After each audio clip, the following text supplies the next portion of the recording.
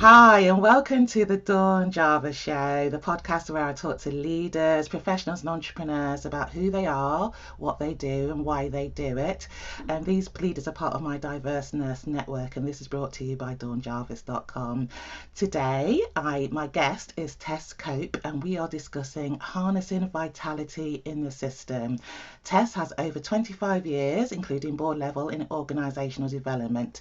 She transitioned from corporate to establish the Transformation Agency in 2010, which specialises in looking at organisations as a whole system.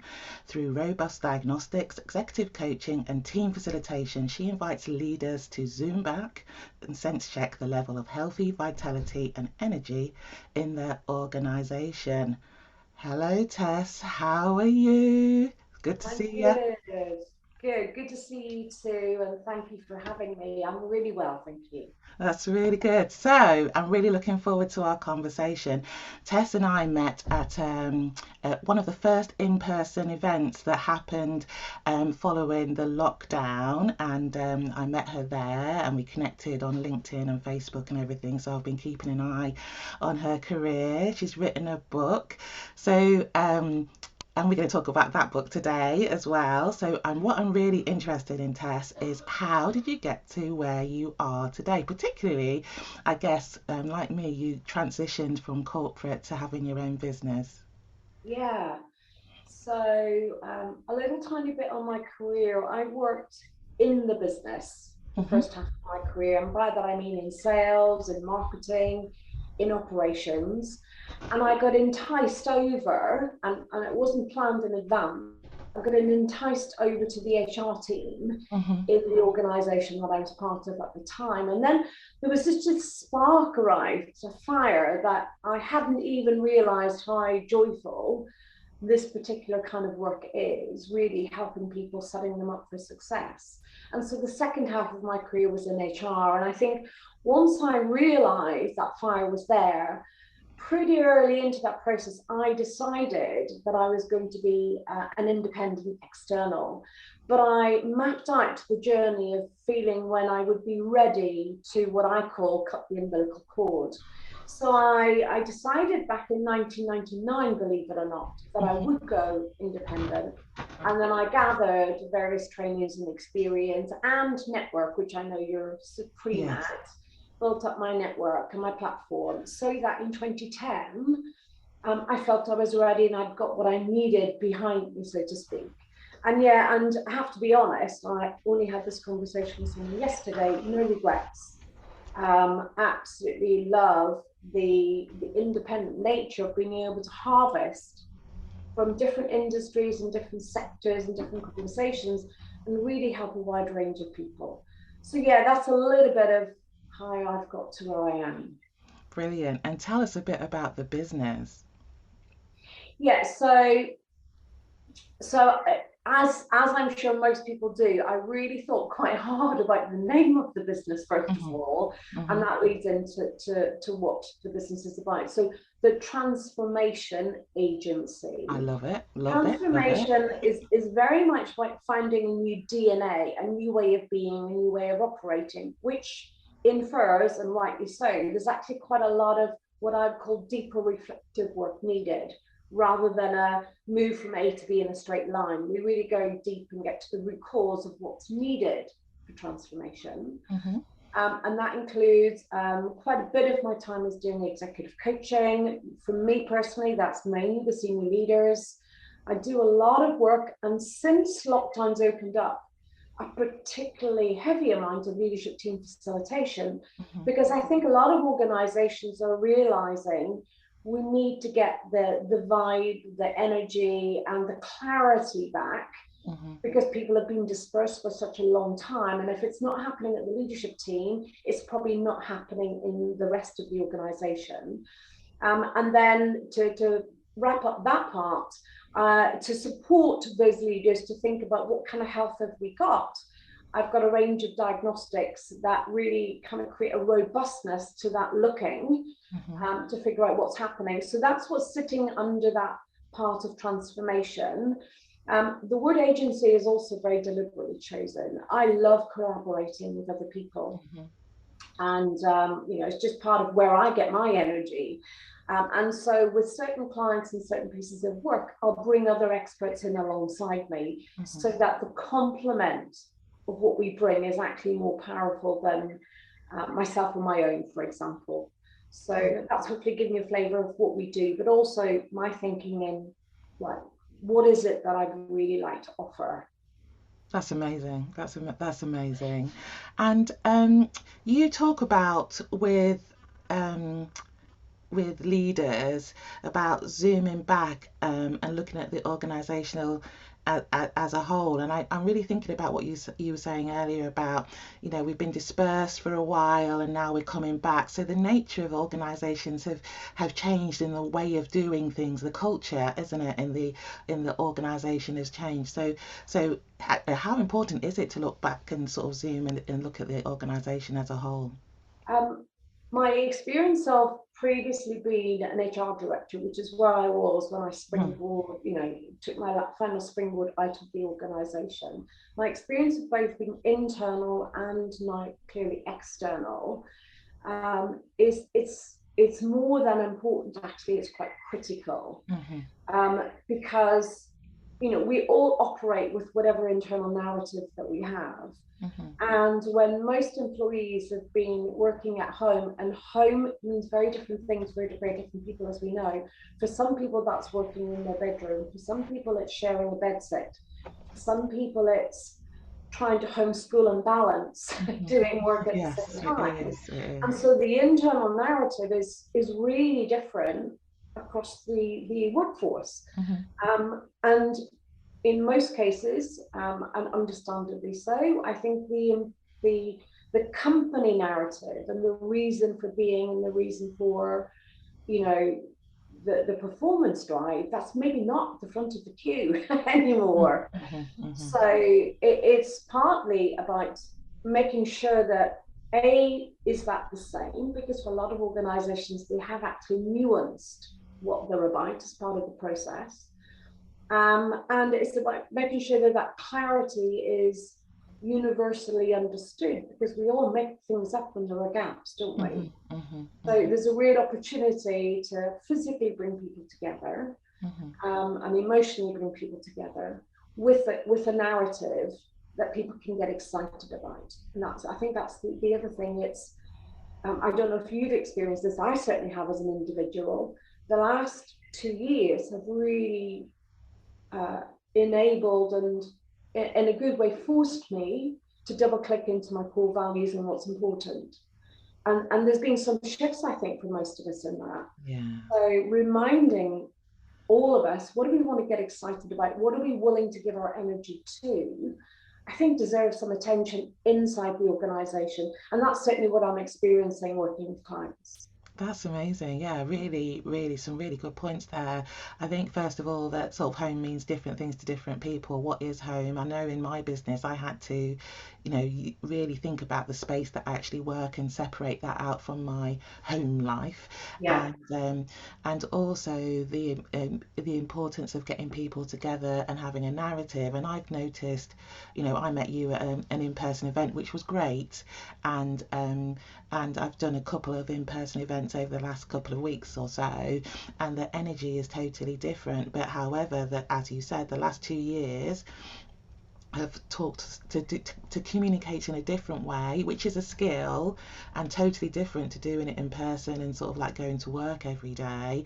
But it's sort of like, how do you transfer? And I found that I've had to develop a way of doing that, creating the same engagement, the same excitement. But what I really like what you said was about, it's forced us to look at our values and what we spend time on, because when you are working online a lot, there's a choice about that. There's a choice about whether you engage or not, or how much you engage, whether you turn your camera on or don't, or listen, or how do you take that, the millions of bits of content, whether that's from work or otherwise, Yeah. that come towards us every day. So there is a choice, and it's about how do you get people excited, and about how do you get people engaged, about how they do that, and do that with you as a leader or a business or whatever, Yeah. doing it. So I love that, Tess. That's really, really good.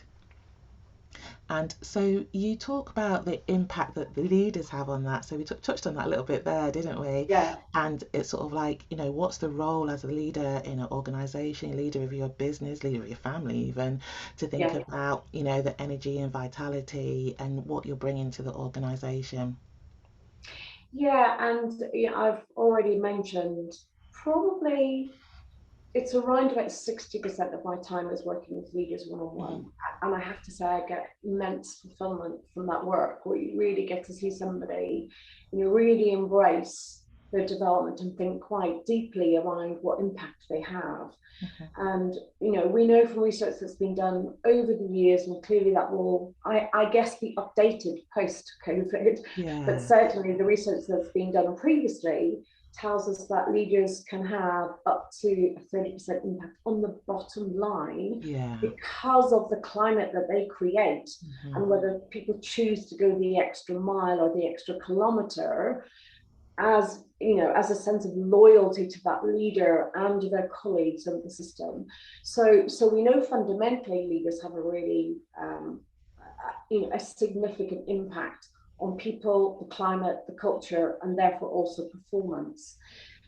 From my point of view, and as you know, I I very much bring that systemic lens, which is about thinking about the organisation as a living system, as an entity, Hmm. not just the individuals within it. I think about it as an organism almost. And the paradigm shift that I invite leaders to do is rather than think, what is it we need from the system? What is it we need people to do? And that has some validity in it. The paradigm shift I invite leaders to take is actually start with what is the system within which all of the people sit need from me. Hmm. So more of a, you might call it a servant leadership. What does the system Yeah, need in order to shift, in order to move, in order to thrive? With a certainty that if you can get that health, that vitality, that engagement, performance will follow. yeah. So for some leaders, that literally is a 180-degree shift from where they might be naturally. And and I've seen, significant step changes in leadership style that comes from the change in the thought process, which is a gift to witness, I have to be honest. That's amazing, isn't it? Because it's, as you say, research does talk about, has evidence the impact of leadership and what that can do. As you said, on the bottom line, actually, cash money, you can measure it, and and sort of like using that research, I suppose, um, to talk about the benefits to the leader, both for personally and professionally, isn't it? So they can, Yeah. because I think sort of like working with you and working with people like you, there's a benefit, isn't it, both in looking at the business in a different way, systemically, as you say, and and and sort of like seeing in real time what impact they can have, which I think would be personally. So you talk about a 180-degree shift, and that's interesting to me because the culture where I used to work in the NHS was very top down, command and control, and they know that they know the research, and they embrace the research, but maybe it's about the implementation, and I think that's what coaching does, doesn't it? So that helps you with actually, so you can recognize something intellectually, but actually implementing it and making it personal and making it part of your value set's a different thing. Do you think so?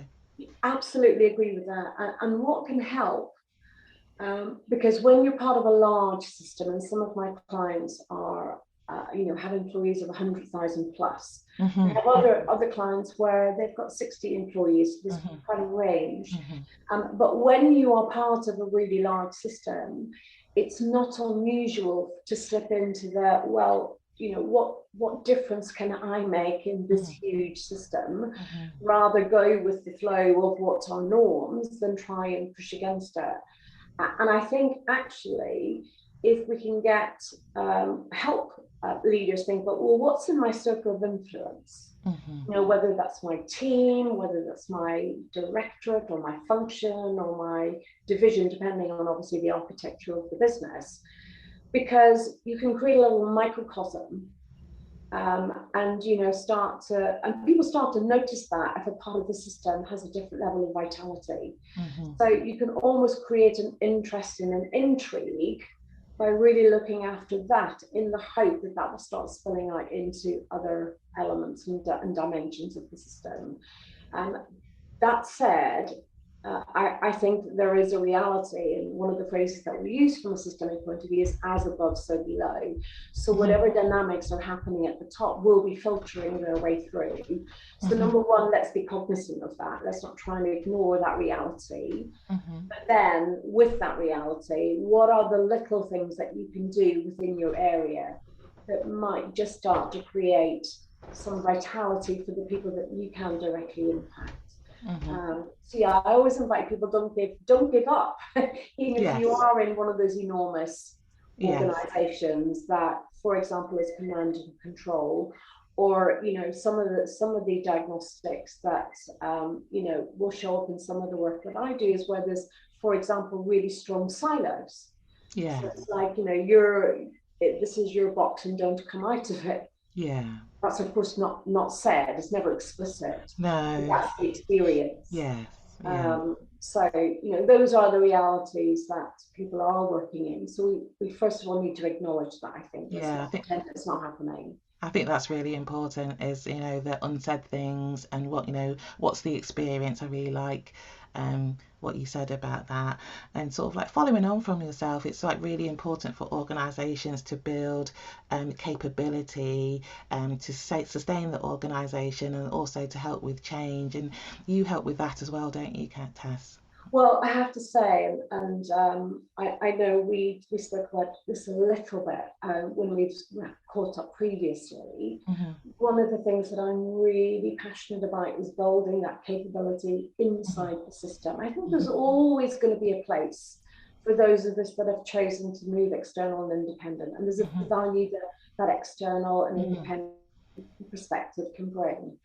However, in my view and in my experience of being internal, that spike or that catalyst of activity needs someone and others, more than one, to hold it and to keep the momentum inside the system. Otherwise it becomes a great day or a great event or a great moment, and then it fades away, and then the whole value of what got initiated and shifted actually gets diluted. So, this is, for me, I spend a lot of time talking to leaders as part of my coaching to help equip them around this.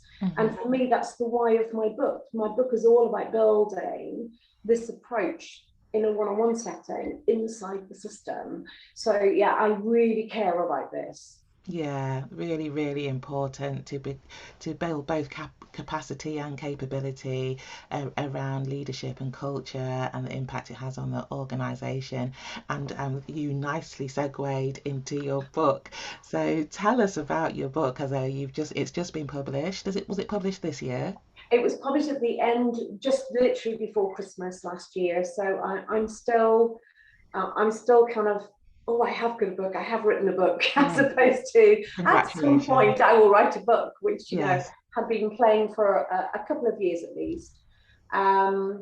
So my book is called Harness. I do have a copy here, and I'm delighted to see that there's one behind you as well. I don't know. There's one behind me. For those of you that do pick it up on screen, Harness. The subtext underneath that, which may not be visible on screen, a systemic approach guaranteed to revolutionise your coaching. Fantastic. And so the intention behind the book, as I've mentioned, is about building that capability to bring a systemic approach to your coaching, to your leadership inside the organisation. And Harness is a framework. So H is the first step, which is about honouring history, because if we don't honour everything that went before in the system, we're naturally and automatically, unconsciously creating resistance to whatever it is we're trying to adjust, amend, move towards. A, it's acknowledging reality, the point that I just made. I won't go through it all, but just to give a flavour, the R is about releasing the limiting patterns that are running. And those could be at every level. So Harness is actually the coaching framework. And as I mentioned, the why is about building it inside. And I've been thinking about writing it. Not the whole time of being independent, because frankly, I wasn't ready and I hadn't built up enough collateral to feel like I've got the content that I wanted to put out into the world. But certainly for the last couple of years, I've been thinking about it. And then COVID happened. Yeah, yeah. And I'm a natural go towards things rather than a move away things. So I kept thinking, so what can I do now that I've got all this space, given the people that I would normally be seeing face to face, frankly, are really thinking about different things, like how do they keep their business running? How do they get people to work from home? Have they got all of the facilities and, you know, all of the things just from the very fundamental survival pieces? That clearly was number one. Thinking about the development and the leadership wasn't at the top of their agenda. So I had space. And so I signed up with a book coach for a 12-week program. And basically the first part of that was about scoping out, well, what is it? What does it look like? You know, what are all the kind of pieces that you want to put together? I did quite a bit of research, speaking to people. If I did do this book, what would be important for you? What kind of format do you like or not like? So I got quite a rich download from who I would see as some of my typical readers. And then my book coach basically held my feet to the fire every week for 12 weeks. So every Friday morning, 10 o'clock, I needed to have a chapter. I needed to have sent her a chapter the night before, so that by 10 o'clock on the Friday morning, we're talking through the chapter that was written. That's amazing. And so at the end of the 12 weeks, I'd got my first draft, and then it went through the normal kind of editing and checking and visuals and, you know, all the publishing parts of how to put a book together, which are not my expertise, which is why I got help. So yeah, it still feels a little bit surreal, I have to be honest. But if I may say, I feel chuffed with myself. I've got it over the line. That's fantastic. A real thing around accountability, how a coach can help you actually go from your intention, your goal, to actually having it delivered and, you know, out in stores and, you know, and to be able to buy. And also a good experience in sort of like looking, so what do people actually want from the book, you know. And I like that you did some research about, if you wrote this book, what would you be looking for? Because I think sometimes in business, that's one of my reflections, is that we can design these businesses, but who's going to buy the services, you know, or the product, you know, and do they want it? And that's something that I've been thinking about quite a lot in some of my development. And what's the response been? You know, how's it been for you, having written it and sort of like putting your intellectual property out there and a system for it?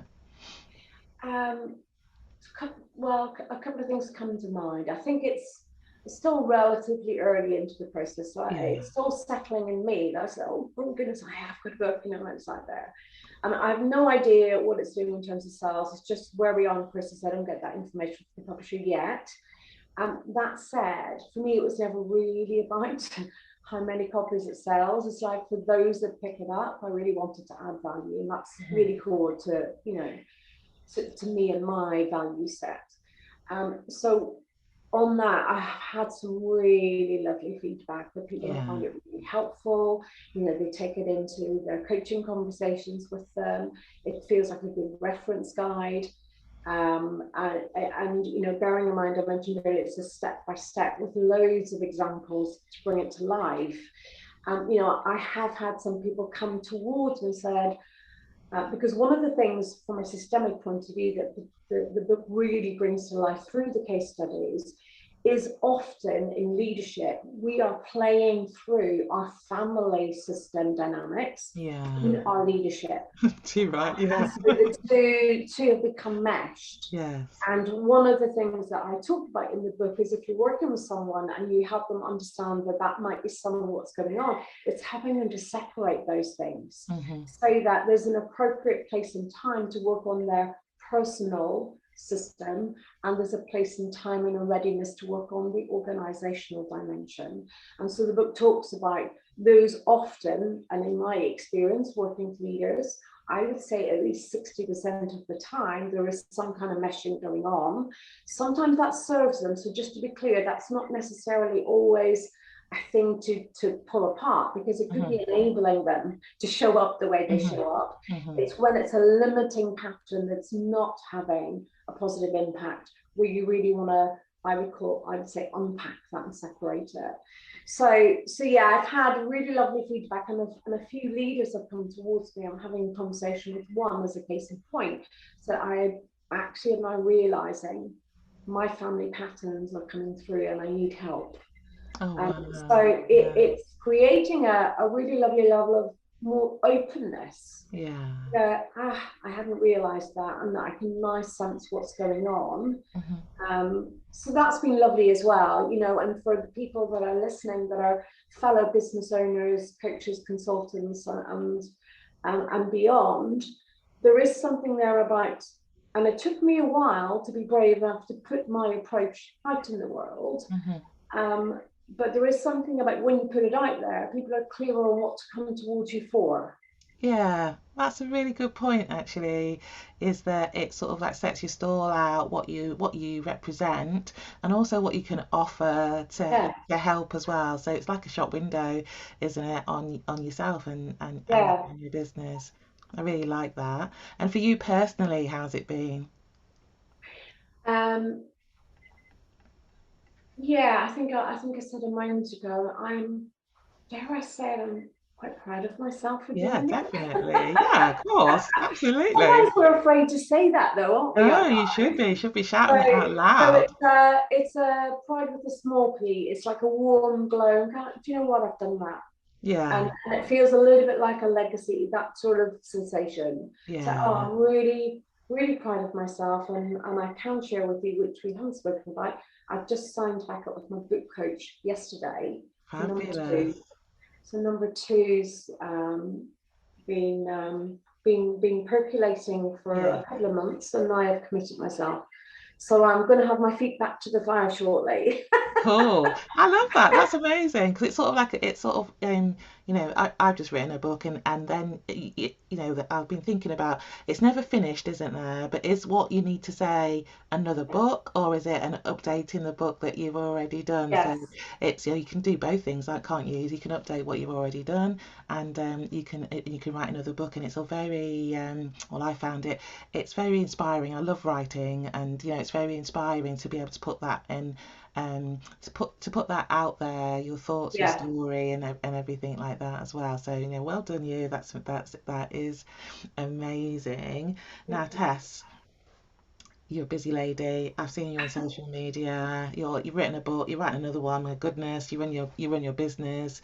How do you stay? I ask this of all of my guests. How do you stay focused, positive, and productive? Because you certainly are.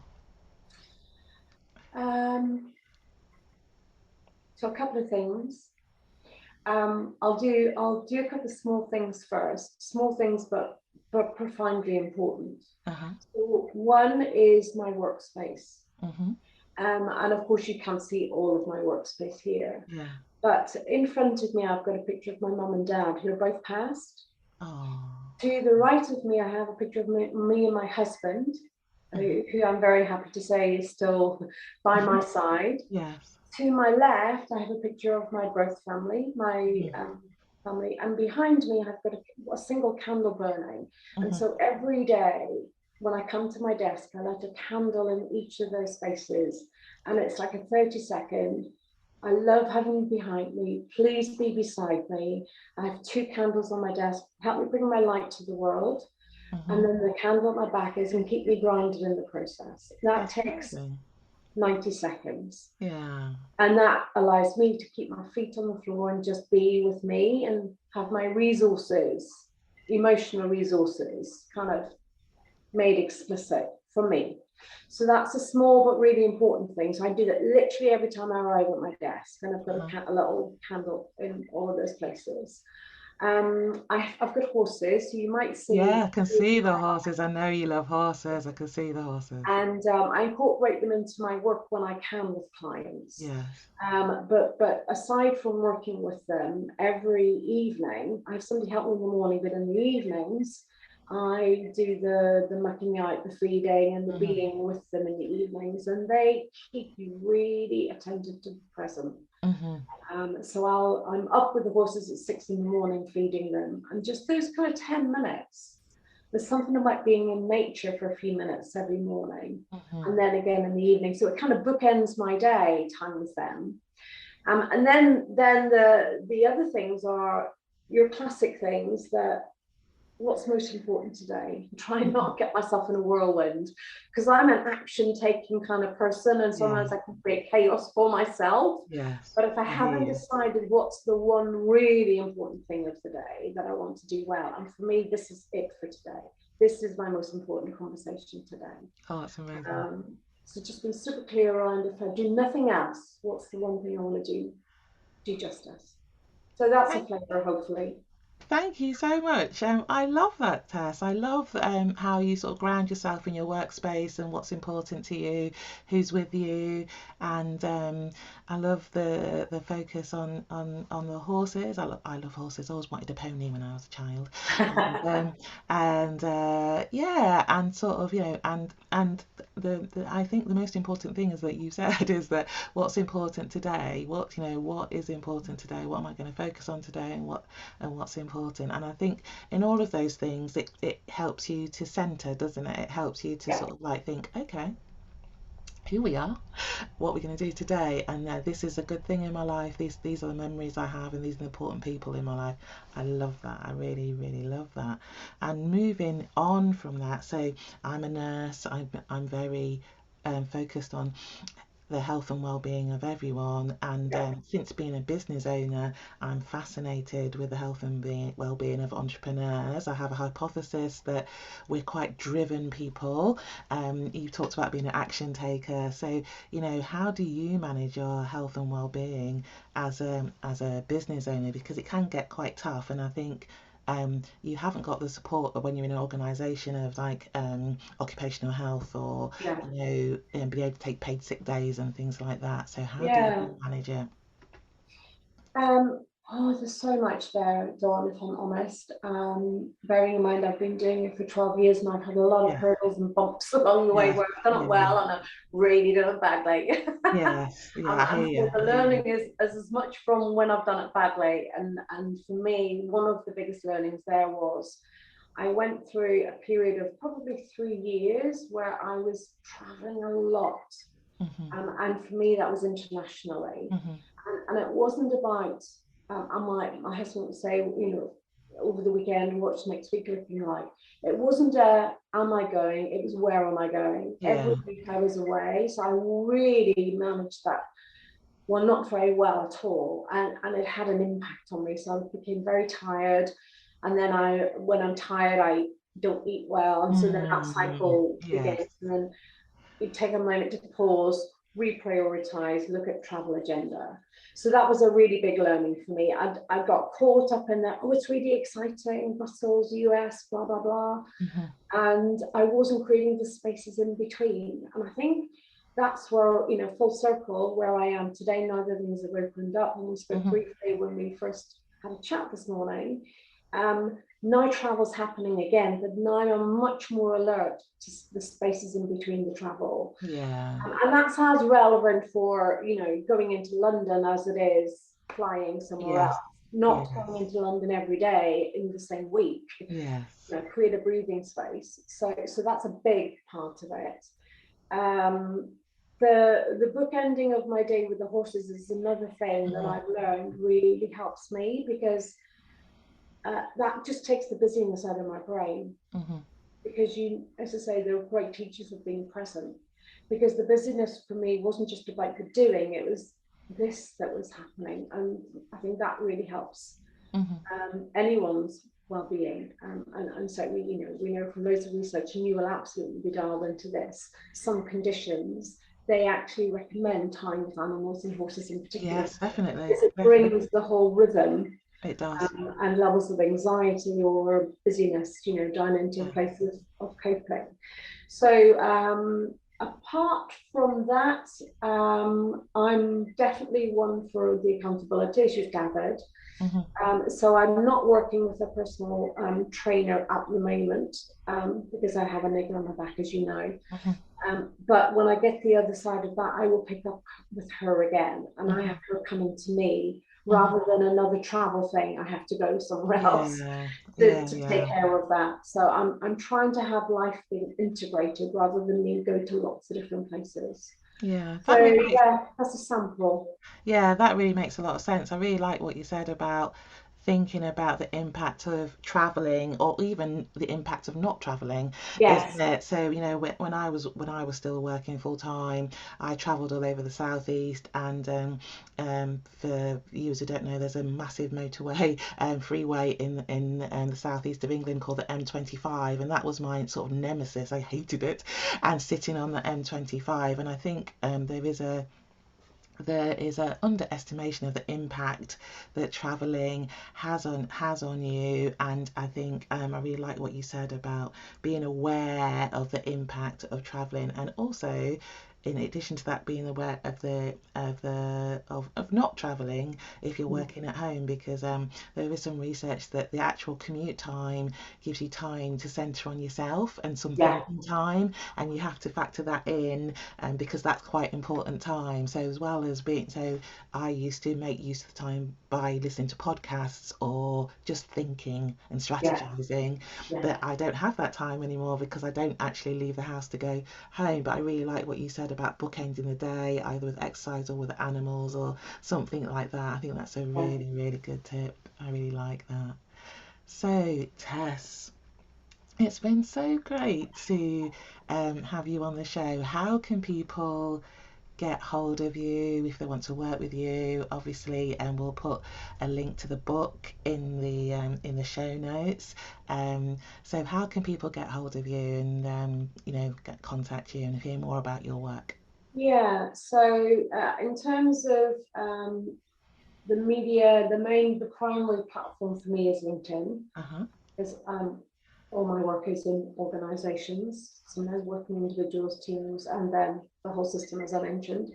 So yeah, to link up with me there and send me a DM. Delighted to have conversation with whatever is percolating off the back of this conversation. I have got my personal profile on Facebook, Tess.Cope. I don't tend to use Instagram and TikTok, and maybe that's just me being a bit. Yeah, yeah. I sit behind that. I haven't got time, but it could just be I haven't figured out how to make the best of it, if I'm being really Yeah, honest. and that's But okay, isn't it? That is all right. That's fine. yeah, yeah. So LinkedIn would probably be the primary, and my website, thetransformationagency.com, would be another reference point if people want to do a little bit of research. But yeah, delighted. I mean, one of the things that I've learned, and I'm sure you can absolutely resonate with this, Don, I've learned in moving into being a business owner is be open to conversations. And conversations don't need to be heavy lifting. We can just have a nice conversation. What's happening for you? What's happening for me? We might be able to help each other, but it's a great conversation regardless. And that's how I hold myself when I'm networking. Let's just have some great conversation. And I find that really resources me to be me rather than, oh, I need to network. Yes, I need to be in the space of networking, but how I show up, I'm going to have great conversations. That's wonderful. Thank you so much, Tess. And you ended with a lovely tip. I usually ask people to end with a tip or nugget to share with the audience, and you've done that beautifully. Thank you so much for It's a being here. It's pleasure. an absolutely pleasure to be here and to be with you today. So that's it for the Dawn Jarvis Show today. I hope you've enjoyed it. If you did, like, share, subscribe, and I will see you soon. Take care. Bye bye.